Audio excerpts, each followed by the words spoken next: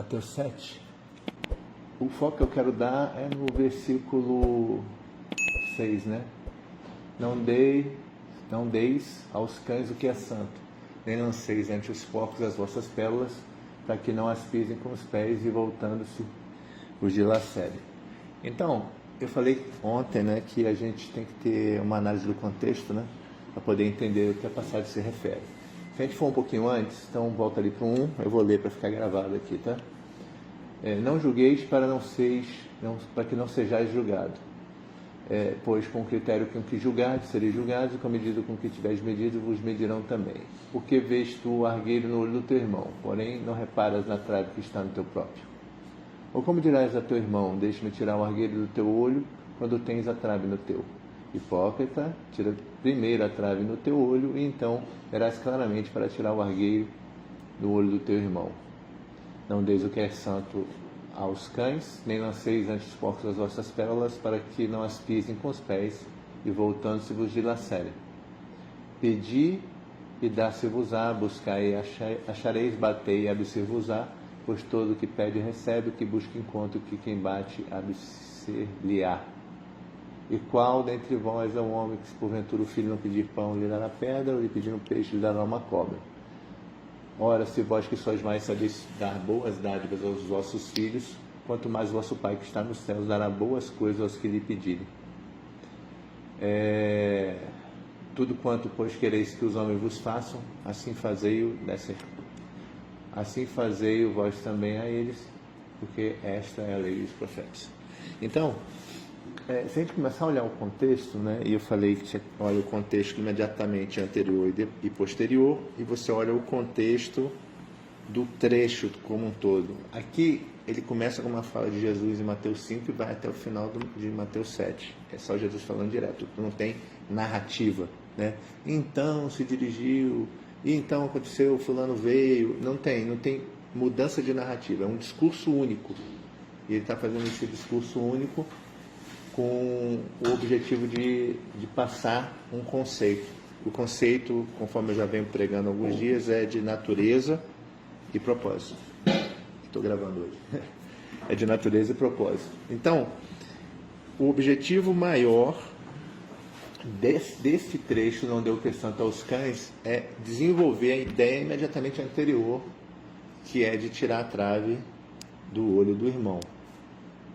E o objetivo de todo este trecho, dentro do seu contexto, é corroborar a mensagem que vai de Mateus 5 a 7, que é o Sermão do Monte, que é a natureza e propósito.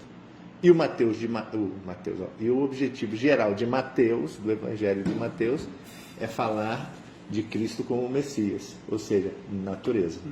Está entendendo que a natureza está ali, naquela história, e ela vai apontando para propósitos. É isso. Então, o que eu comentei ontem, né? Que eu tinha que começar a analisar primeiro o trecho anterior a essa passagem dos cães. Então, volta aqui, assim, por favor. Porque eu não quero ficar tirando aqui no meu próprio celular, porque senão acho que a gravação para de vez em quando. Então, ele fala assim, não julgueis para não sejam julgados, né? Então, ontem a gente comentou que julgamento, basicamente, julgamento não é só você arrazoar sobre alguma coisa, né? É você partir de um background, estabelecer um parâmetro, né? Arrazoar e proferir uma sentença em cima daquilo. Isso é julgamento, vamos dizer assim. Então, o background, né? O background que um juiz usa para julgar é a lei. É o sistema legal do país onde aquele juiz está inserido. E a partir dessa interpretação do que a lei diz, ele profere uma sentença, julgando se o cara quebrou ou não aquele mandamento legal, vamos dizer assim. No nosso caso, qual é o parâmetro de julgamento? A palavra. Ok. Só a palavra? Só a palavra? Vamos lá. O cara reformado, o religioso reformado, ele vai dizer o quê? Sola Scriptura. Beleza. Eu tendo a me inclinar para isso, mas eu não gosto de usar muito a expressão sola scriptura, mas para mim ela é verdadeira, eu tendo a me inclinar para isso. Eu tenho que ter muito cuidado com o que eu vou falar, porque isso vai ficar gravado e vai ter gente que vai querer parar de ouvir nesse exato momento. Mas, não quero mais ouvir isso, entendeu? Mas não pare de ouvir e só ouça o que eu vou falar. A Escritura é a palavra de Deus? Ela é. Eu vou para o lado do catolicismo e eu falo que a tradição também conta, embasada pelo magistério? Não necessariamente, mas eu não desprezo se a tradição, corroborando o que está nas Escrituras, ela te ensina alguma coisa. Então, o princípio ele é escriturístico, mas talvez a prática ou a aplicação histórica desse princípio você vai encontrar em algumas tradições. É onde eu quero chegar, entendeu? Então, não desprezo totalmente a tradição. Isso, são testemunhos. A gente estava falando ontem sobre isso, sobre testemunho, né? Eu nem sei por que a gente estava falando sobre testemunho. Foi antes de eu começar a palavra, né? Então, é isso. Então, a gente está aqui para corroborar vivências. Isso vem de testemunho e você consegue extrair alguma coisa disso da tradição. Mas quando ela contraria as Escrituras, fica difícil você validar uma tradição e dar a ela um caráter de doutrina, porque você não tem como confirmar a veracidade daquilo ali. Essa é a questão. Então,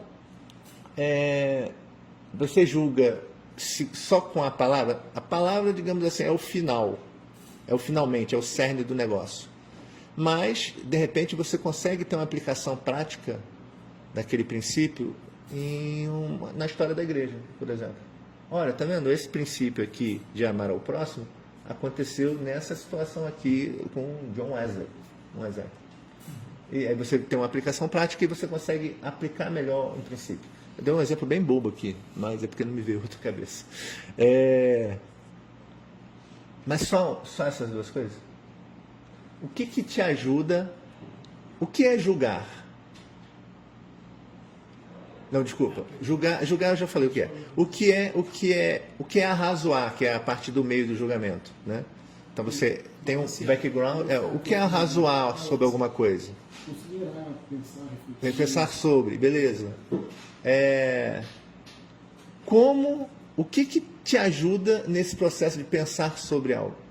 Para você chegar a uma conclusão sobre algo. Vamos lá. Você é um homem carnal ou espiritual? Espiritual. Então, o que te ajuda a discernir e a razoar sobre? O Espírito. Não, a palavra. Então, a gente tem a palavra, você tem a aplicação prática dessa palavra e você tem o Espírito, que vai te ajudar a formar um julgamento sobre alguma coisa. Se você tem todas essas coisas, você leva em consideração que você tem uma nova natureza, e que essa tua nova natureza te leva para um propósito, aí voltando ao tema do Sermão do Monte, vamos dizer assim, você olha para outra pessoa com um coração misericordioso, com uma inclinação piedosa. Então, você já não vai olhar para ele, aí eu vou fazer o link para vocês entenderem melhor o que eu não falei ontem. Por que eu não falei ontem? Para vocês voltarem hoje. Então, vendedor de curso. Eu falei, se você não. Depois eu vou ter que até mandar aqui, olha. Você que estava ontem, ouça o áudio porque você perdeu. Semana, o propósito da missão, da essência.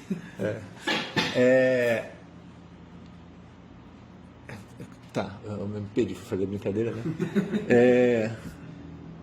Tá. Nessa questão de você formar um arrazoado com base no background, guiado pela palavra, inspirado pelo Espírito, com as aplicações práticas que possivelmente a tradição pode ou não te passar, né?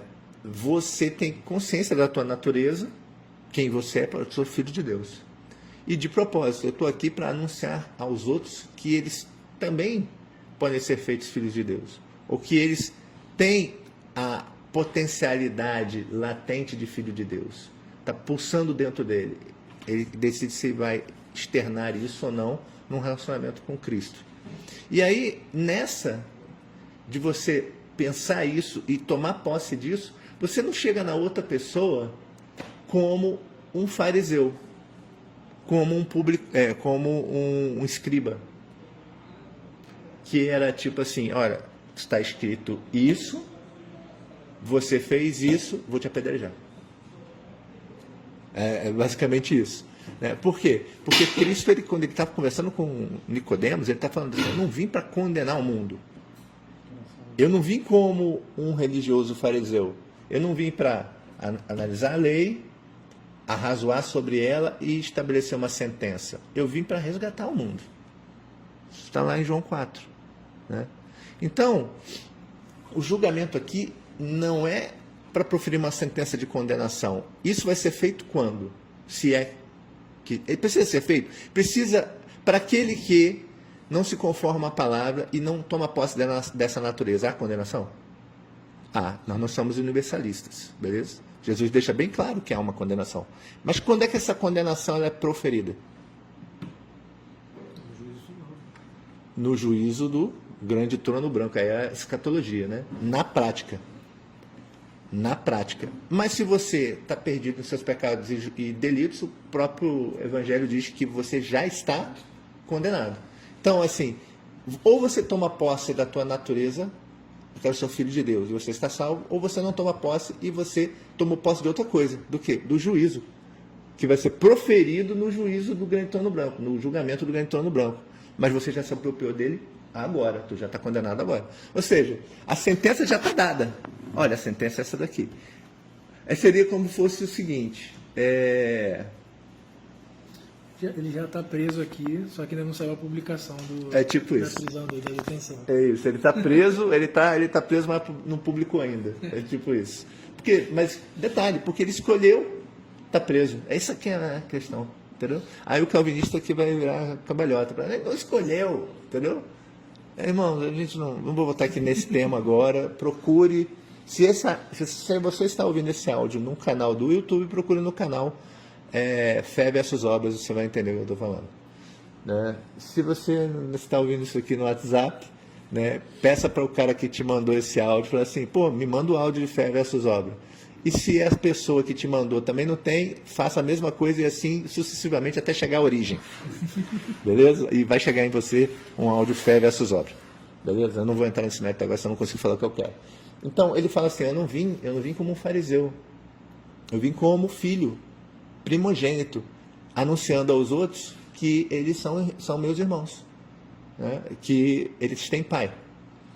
E aí, se você faz isso, né, a tua natureza que te reveste vai te deixar sem o argueiro necessário para você tirar o cisco do outro. Por quê? Porque você não vem para condenar, você vem para resgatar. Aí quando ele entra na parte de baixo, que ele fala assim, não deis aos cães o que é santo, né?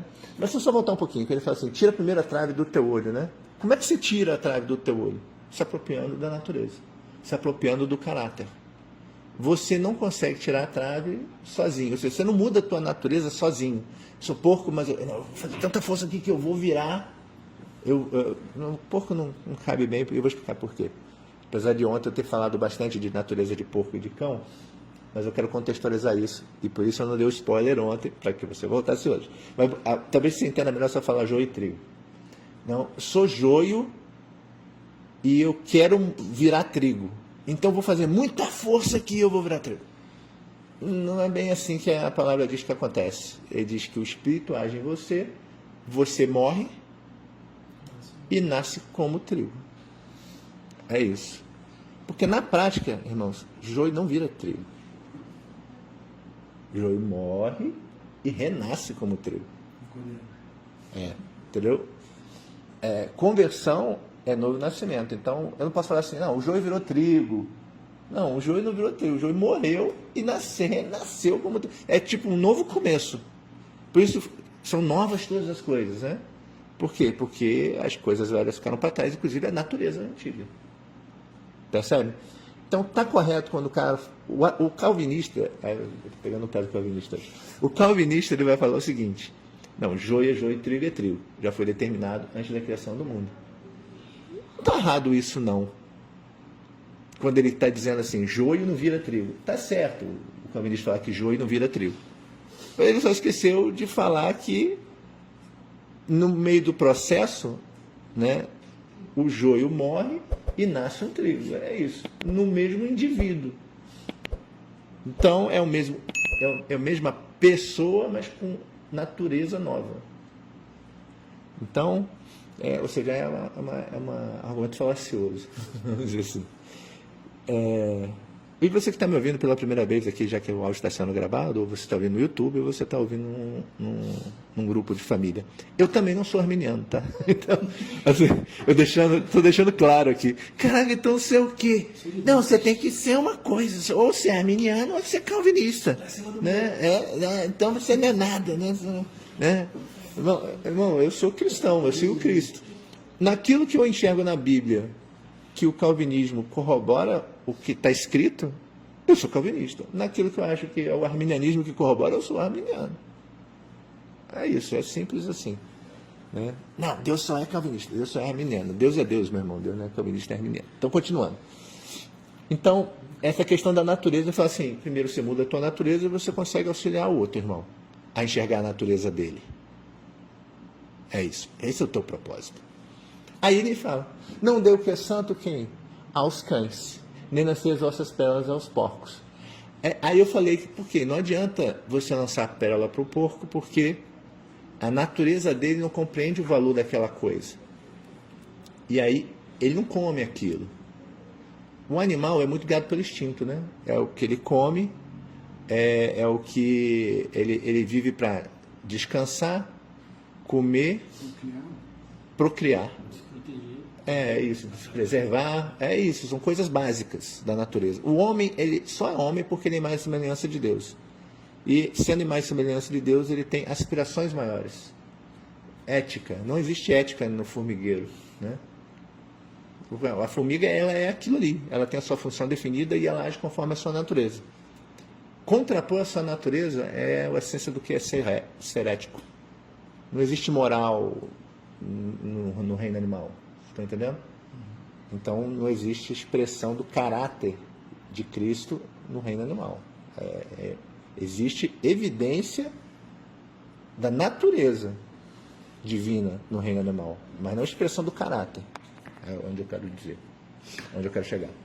Mas aí, então, eu até falei daquela passagem que está lá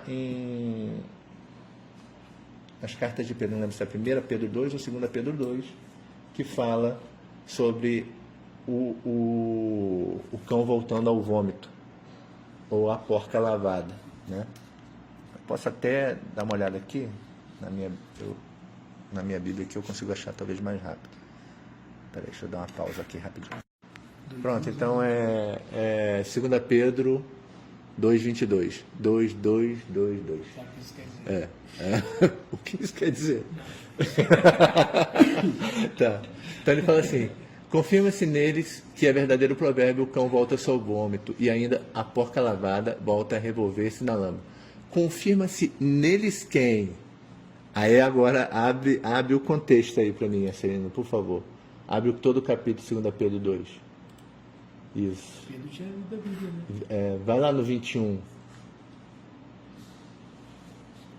Teria sido melhor que não tivessem conhecido o caminho da justiça do que, depois de terem conhecido, voltarem as costas para o santo mandamento que lhes foi transmitido. Então, aqui ele está qualificando. Quem é o cão? Quem é a porca lavada? Não é o ímpio, né? Não é o ímpio. Essa é a questão. É polêmico, né? Não é o ímpio. Então ele fala assim, não dê o que é santo aos cães, nem as pérolas aos porcos. Então não adianta pregar para o ímpio. Não, ele está falando assim, você não prega, né? Você não prega, não é para o ímpio, né? É para o cara que é religioso. Aí parece que eu sou chato, né? Pô, Dante só fala da falsa igreja, do religioso. Não sou só eu que está escrito aí. Não sou só eu que falo isso. Então, calvinista vai dizer que ele nunca foi, né? Então Deus vai falar assim, é Deus que está falando. Hã? Calvinista vai dizer essa passagem que ele nunca, que na verdade ele nunca foi. É porque ele não considera que... O arminiano vai dizer que Isso, isso. Então, mas não quero. Você quer entrar de novo nessa polêmica? Não quero entrar. Entra em fé e obras. Se você descer, vai. Entra em fé em obras. Vai. Volta um pouquinho mais, Um pouquinho mais. Mais, vai subindo. Para quem está ouvindo o áudio, eu estou mandando ele voltar a Bíblia aqui na tela. Cadê? Isso? Vai no 9 ali, acho que é no 9. Não, sobe início, ali. Cadê? Ó, no passado surgiram falsos profetas no meio do povo, como também surgirão entre vocês falsos mestres. Olha só, Pedro, ele está qualificando o cão e a porca lavada como aqueles que experimentaram e se apartaram. E mais no início do capítulo ele está dizendo que quem são esses que experimentaram e se apartaram? Os falsos mestres. Então quando você volta lá, né, lá naquele contexto do Sermão do Monte, quando Jesus está falando assim, olha, primeiro, natureza, propósito, tal, você vai chegar no teu irmão como irmão, não para o condenar, né, como quem faz? Um fariseu. Um mestre da lei, um escriba. Não faça como esses caras. Ele não falou eles, mas está implícito, porque depois ele fala assim, né? A cautela de quem? Dos cães. Então não adianta, ele está falando assim, não adianta você querer anunciar esse tipo de coisa para aquele que é um apóstata. Não, mas ele não é um apóstata, porque ele é da fé, mas não da verdadeira fé. Então ele se apostatou do quê? Do verdadeiro caráter do que é o Evangelho. Do verdadeiro caráter do que é a fé verdadeira. Então ele está falando isso, falando assim, olha, Celino, não perca o seu tempo com o teu vizinho, cara. Por quê? Porque ele está envolvido com prostituição, cara. Ele traz esposa. Quando a esposa sai para trabalhar, você já pegou algumas vezes ele. Não é isso que ele está falando. Ele está falando assim, ó, Celino, não adianta você ficar batendo na tecla com a Valdomiro do Santiago. Entendeu? Porque, olha só, eu já falei várias vezes isso aqui, né? É muito mais difícil. Vamos lá, antes de eu falar o que é muito mais difícil. Aqui ele está qualificando como falsos mestres. Essa passagem, voltando lá em Mateus, é sobre os falsos mestres. Mas o princípio por trás dela é, né, potencialmente, não adianta gastar energia com um camarada que ele é um apóstata. Então, ou seja, em nível maior, em nível de interpretação direta, falsos mestres. Consequência indireta, o apóstata. Isso é particularmente importante para nossa igreja, Conceição do Carvalho, quando eu falo nossa, que se reúne na minha casa. Isso aqui também é uma igreja. Se reunindo aqui é a igreja. Né? Desculpa você que se escandalizou com essa fala agora. Mas vamos lá. Caraca, eu estou sendo sarcástico no áudio, cara. Estou numa sala reunido com algumas pessoas na hora do almoço no meu trabalho. Né? Desculpe se você se escandalizou, mas é a verdade. Então, nós que nos reunimos na minha casa, e talvez parcialmente você que se reúne aqui nesse lugar e que não veio hoje e está ouvindo o áudio, e você, Carvalho, que está ouvindo o que eu estou falando agora pessoalmente. Eu sempre falei que a nossa missão é restaurar a igreja apostólica. Eu bato muito nessa tecla. Então, eu entendo, eu falei assim, se você quiser andar comigo, você vai ter que corroborar essa missão, senão andarão dois juntos se não concordarem. Então, assim, talvez Deus tenha uma outra missão para você. Não estou dizendo que a tua missão é pior. Eu estou dizendo que cada um tem uma missão. Então, eu sempre falei que eu sinto que eu sou chamado não para anunciar o evangelho ao não crente. Eu vou anunciar eventualmente ao não crente. Mas meu foco é resgatar o apóstata. E às vezes ele é apóstata consciente. Eu me apostatei da fé deliberadamente. E ele abandonou toda e qualquer prática de fé. Agora tem um apóstata que está dentro da igreja. Por quê? Porque ele se apartou do verdadeiro evangelho. Ele não sabe o que está apostatando. Ele está apostatado.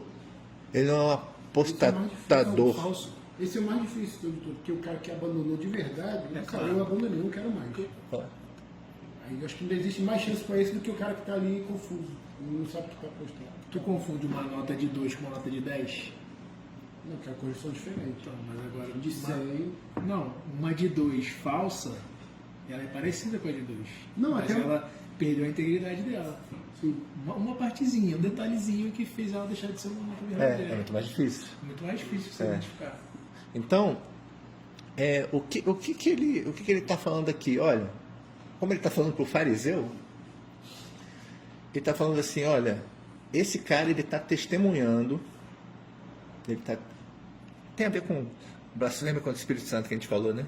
Qual os pecados que não tem perdão? Eu gravei isso? Não sei se eu gravei essa parte. Você falou do perdão, né? Perdão, não, tá ali dentro, tá ali dentro. Tá ali dentro. É o cara que experimentou, é o cara que andou, que viu, e mesmo assim ele escolhe desconsiderar todas as evidências de que aquilo tem a ver com a natureza de Deus, tem a ver com o propósito de Deus, e desqualifica aquilo. Acabou com a música do filme do Não sei. Aí vai para Hebreus 6. Foi o Pierre que perguntou ontem. Falei, isso tem a ver com Hebreus 6? Né? Que é impossível aqueles que uma vez experimentaram o dom do Espírito Santo, né, serem renovados mais uma vez para arrependimento. Porque quando eu falei assim, quais são os pecados que não têm perdão? Né? Acho que o Fabiano estava. Não sei se estava. Falei, quais são os pecados que não têm perdão na Bíblia? Eu falei, são 3. São 3. Aí, qual é o primeiro? Blasfêmia do Espírito Santo. Qual é o segundo? Falta de perdão. A falta de perdão. E qual é o terceiro? Tem a ver com o perdão. Apostasia. É isso aqui. É isso aqui. Então, o que Jesus está falando? Não adianta você gastar energia com isso. Como é que... Aí, vamos lá. Então, você quer dizer que não adianta nem começar? Não, ele está dizendo não adianta você insistir nisso. Por que não adianta você insistir nisso? Porque o cara não quer. Então, você tem que distinguir bem. Vamos lá. Digamos que o Arcelino, toda semana ele me procura. Pô, Dantas, preciso de ajuda com isso. Pô, Dantas, queria uma orientação. Pô, me ajuda aqui. Né? Aí é válido, irmãos, eu deixar o Arcelino de lado e gastar meu tempo livre, vamos dizer assim, o tempo que eu teria para investir no Arcelino, eu estou gastando com o Carvalho e o Carvalho não quer. O Carvalho, ele se apostatou. O Carvalho é um falso mestre. Né? E eu estou lá batendo na tecla com o Carvalho e o Arcelino desassistido, está entendendo? O Arcelino sabe valorizar a pérola, porque isso aqui tem um valor, e ele guarda. O Carvalho não, o Carvalho ele pega aquilo ali e pisoteia.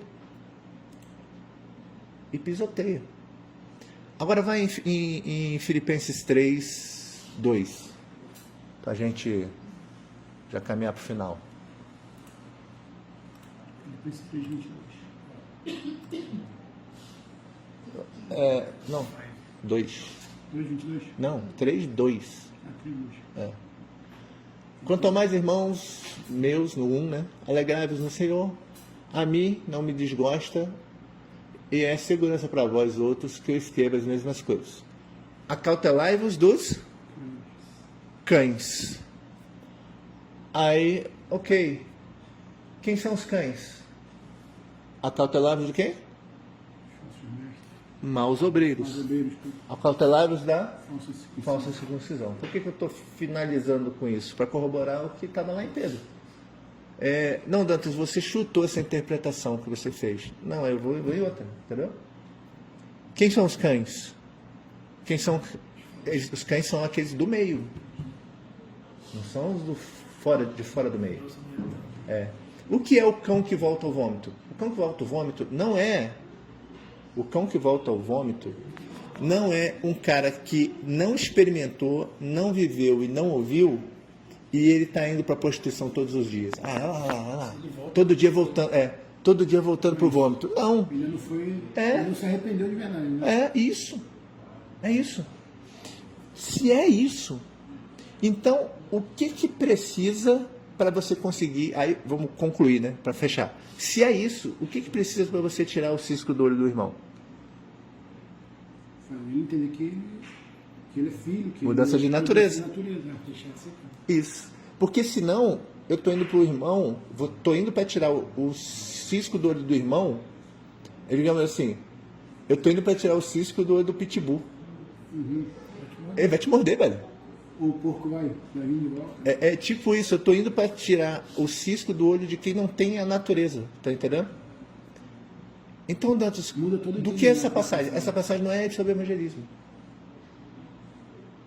Essa passagem é sobre relacionamento fraternal, ou seja, relacionamento de irmãos. Essa passagem não é sobre evangelismo. É sobre relacionamento fraternal. Então, o que é necessário? Antes de tudo isso, mudança de natureza. Para quê? Para que o Espírito Santo agiu no Ferreira de modo que alterou a natureza dele. Aí eu consigo ir lá para eu, com a nova natureza, ajudar ele a tirar o cisco do olho dele. É cuidado entre irmãos. Se o Espírito Santo não agiu nele, eu não consigo tirar o cisco dele. Por quê? Porque ele é um cachorro. Ele vai morder. Tá entendendo? Ele é uma porca lavada. Pô, um javali, vamos pegar, é um javali. Ele é violento. Ele não é manso. Ele não aceita essa intervenção. Estão entendendo? E aí, imagina você entrar num curralzinho, num chiqueiro com um javali selvagem. O cão aqui, a gente às vezes tem associando ao chihuahua, que você tem em casa, aquele cão de apartamento. Não, o cão aqui é cão selvagem. Porque o judeu nem tinha muito hábito de criar cães. A maioria é tipo um bando de lobo, vamos dizer assim. É o cão que anda em matilha para saciar o quê? As suas vontades. Então é aquele grupo de cães que anda junto e porque está em bando, né, avança em cima das pessoas, né? Ele quer saciar só os seus desejos. Isso é o cão. Então ele está dizendo, tem esse tipo de gente dentro da igreja. Aplicação para os dias de hoje, tem esse tipo de gente dentro da igreja. Você está se desgastando tentando tirar o cisco desse cara. Tirar o cisco não é evangelizar. Tirar o cisco é cuidado mútuo. Né? Pô, ontem você pediu um conselho sobre... Anteontem. Você pediu para mim um conselho sobre filhos, não foi? É isso. Adianta eu querer dar um conselho sobre filhos para o cachorro? Não sei se ficou claro agora.